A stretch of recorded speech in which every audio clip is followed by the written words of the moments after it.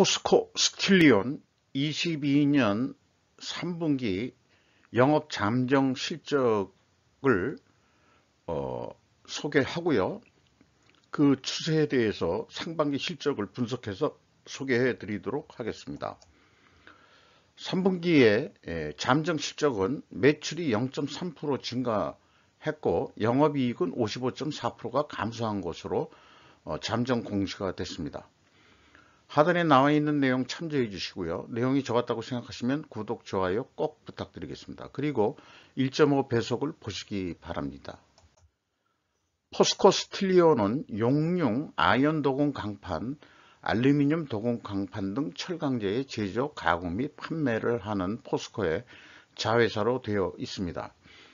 3분기 매출이 9,693억 원으로서 전년 동기보다 0.3%밖에 증가하지 않았고 영업비용은 더 많이 증가해 가지고 영업이익이 전년 동기보다 55.4%가 감소한 것으로 잠정 공시가 됐습니다.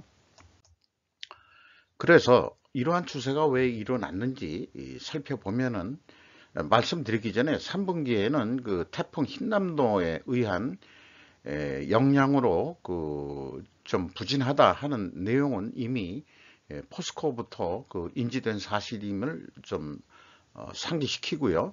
일단 상반기에 매출액은 7천억 원으로서 전년 동기 대비 21.3%가 증가했습니다만은 매출 원가가 더 증가해 가지고 결국 매출 총이익 별로 안 올라갔고요. 판매 관리비는 무려 또 41.2%나 크게 증가해서 영업이익이 11.6% 하락한 것으로 상반기 실적이 끝났었습니다. 그리고 여기에는 이 재고자산 회계 투명성을 검증하는 1단계로서 재고 범위 기준이 회계 투명성의 1차 관문이라는 점을 좀 말씀드리고 더 진행하겠습니다. WCAI가 가공비 배부 재고자산인데요. 그 매출액 증가보다 무려 한 70% 가까이 더 증가를 한 것이 원가회계 영업이익을 증가시키는 원가회계의 맹점이라는 점은 계속 누누이 강조해서 말씀드리고 있습니다. 그랬기 때문에 스루풋으로 분석하면 실질이익은 더 떨어졌을 것이다. 이렇게 이제 말씀드리겠어요.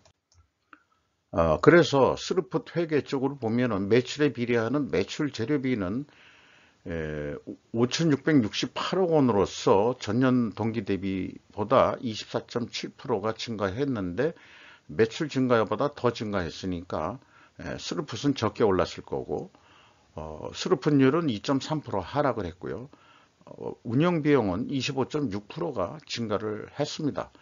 따라서 그 생산성 떨어지고 영업이익이 470억 원 났습니다만은 원가회계 영업이익보다는 16억 원이 적은 수치입니다. 이것은 역시 가공비 배부 재고자산이 증가했기 때문입니다. 가공비를 제거한 매출에 비례하는 매출 재료비가 더 증가했다는 것은 이것으로서 그 원재료 가격이 크게 상승했다.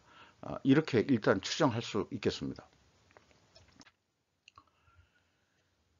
또한 재고자산 내역을 보면은 WCAI 가공비 배부 재고자산이 159억 원이 증가를 했습니다. 원재료는 상대적으로 좀 확보를 못하고 더 떨어진 거로 이렇게 되어 있습니다.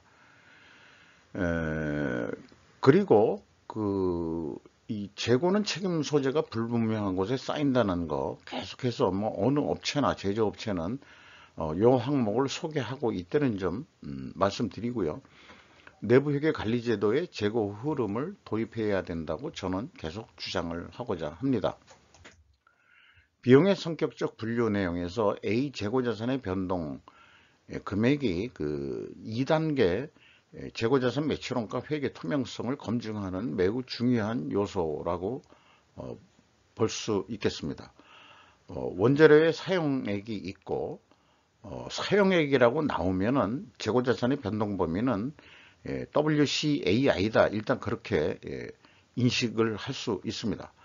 어쨌든 매출원가 재료비가 24.6% 증가했고요. 운영비용은 25.6%가 증가했습니다. 그리고 가공비는 금액상으로는 21% 증가했습니다만은 총 제조 비용에 대한 가공 비율은 10%로서 크게 변동이 없습니다. 이것은 그 원재료 가격이 크게 상승하지는 않았다. 또는 다른 그 판매 가격이 병행해서 움직였다. 또 이렇게 또 그 추정을 해볼 수 있겠습니다.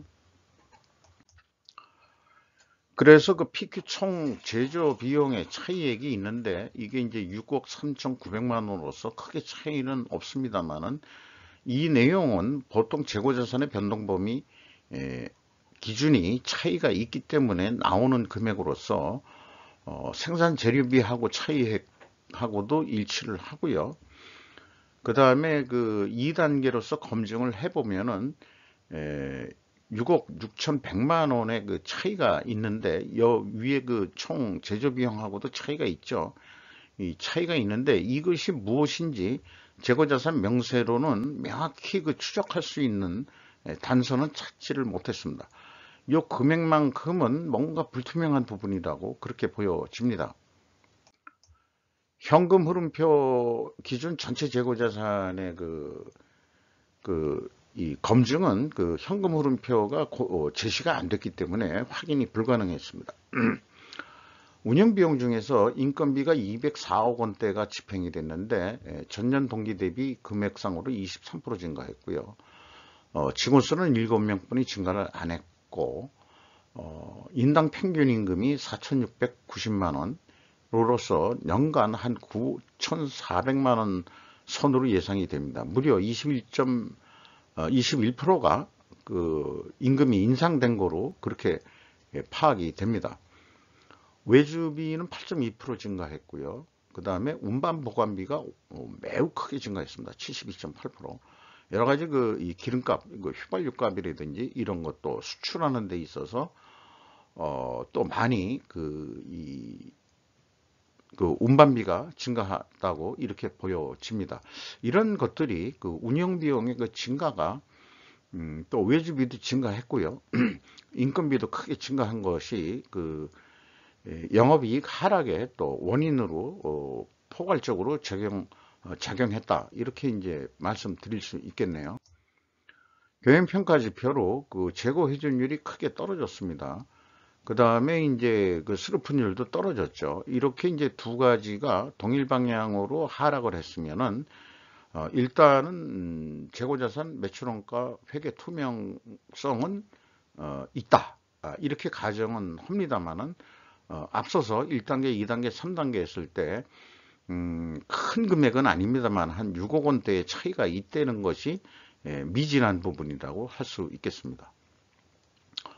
그리고 그 임팩트 미래의 가치는 거의 뭐 30% 하락을 했습니다. 주가 하락 요인으로 인식되는 지수로 개발한 것입니다. 그래서 그 제품 가격 변동 압박률이라는 거를 만들어 봤는데요. 원재료 가격 상승률은 11.34%였습니다. 그리고 그 총 제조 비용의 재료 비율이 그 90%죠. 그 가공 비율은 10%뿐이 되질 않습니다. 그러니까 원재료 가격이 총 제조 원가에서 차지하는 비용이 매우 높은 기업이라고 할 수 있겠습니다. 그러면은 이 원재료 가격 상승률의 재료 비율을 곱하면은 상승 압박률이 제품 가격 상승 압박률이 산출이 될 수 있겠죠. 그러면 이게 10.2%인데 실제 제품 가격은 10.1%. 거의 유사하게 원재료 가격 상승 압박을 소화해냈다. 그럼에도 불구하고 영업이익은 떨어졌다 하는 것은 결국 운영비용의 증가가 매우 더 높았다. 이렇게 이제 결론을 낼 수 있는 거죠. 매출 채권 수금 속도 빨라졌고요. 매입 채무 지급 속도 역시 빨라졌습니다. 이런 것은 이제 고무적인 사항이라고 할 수 있겠습니다. 회사 그 제품 공정이 단순해 가지고 원재료 가격은 11.3% 증가한 거로 회사는 소개하고 있고 제품 가격은 10.1%로 그 상승한 거로 인상된 것으로 그렇게 공시를 했습니다. 이런 분석 결과를 통해서 연말까지 매출액을 예상해 보면은 한 1조 4천억 정도 하지 않겠느냐. 이때 이제 기대하는 그 영업이익은 972억 원 정도인데, 좀 뭐 실질적으로 1조 4천 정도 한다 그러면은 816억 영업이익이 나기 때문에 이거를 좀 더 목표 이익을 더 내보자 한다면은 더 노력을 해서 매출을 5% 증가를 시킨다면은 이 경우 재고가 20% 또 증가한다고 이렇게 연속해서 가정을 했을 때 한 986억 정도, 매출이 1조 4천 한 700억 정도 한다면은 986억 정도 영업이익을 낼 수 있을 것이다 해가지고 원가 회계 이 패러다임으로 그렇게 예측을 해 볼 수 있겠습니다. 역시 이 재고가 증가한다는 것은 영업이익이 더 크게 증가하게 만든다 하는 것을 알 수 있겠습니다. 그렇다면은 스루풋으로 본다 그러면은 마찬가지로 유사하게 나옵니다. 그 대신 이제 그 거의 뭐 1조 4천억 선에 이제 그 제한가가 그 전망치가 나오게 돼서 1조 4천억 정도 한다 그러면은 스루풋상으로는 915억 원. 이 스루풋상으로는 더 이익이 확보되는 것으로 이렇게 예측이 됩니다. 그래서 이것을 조금 더 그 원가 회계처럼 더 좀 매출 노력을 해보자 하는 경우 스루풋 쪽에서는 스루풋률은 뭐 그대로 마진율은 그대로 가지더라도 재고 회전율을 한 3%만 증분을 시키는 것을 성공시켜 보자.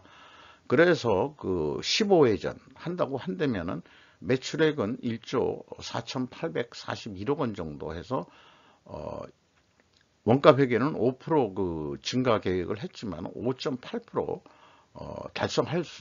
증가된 매출액을 달성할 수 있을 거라고 그렇게 보입니다. 그러면은 예상 이익은 1천억 원대로 그 이익을 낼 수 있다. 이렇게 이제 예측을 해 볼 수 있겠습니다. 이것은 이 계획 예측 게임 성격으로 이렇게 소개해 드릴 수 있겠어요. 저는 이렇게 스루풋이 원재료 연동형이라는 그런 관점에서 접근하기 때문에 이것이 이 선형보다도 그 비선형으로 그 변동되는 것을 어느 정도 나타낼 수 있다. 이렇게 저는 주장하고자 하는 것입니다. 주가는 매우 많이 떨어졌습니다. 2021년 말 5만 5천 원 선이었는데 10월 23일 기준으로 해서 27,200원. 거의 더블이 내려갔습니다. 장부 가격 대비 48%뿐이 안 됩니다. 이게 모든 게 다 흰남도의 영향 아닌가 이렇게 생각이 들고요.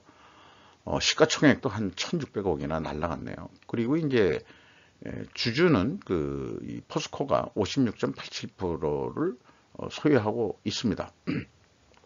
이상 포스코 스틸리온 이 3분기 잠정 실적의 어떤 경향을 2분기 실적 분석을 통해서 한번 분석을 해 봤습니다. 이상 마치도록 하겠습니다. 감사합니다.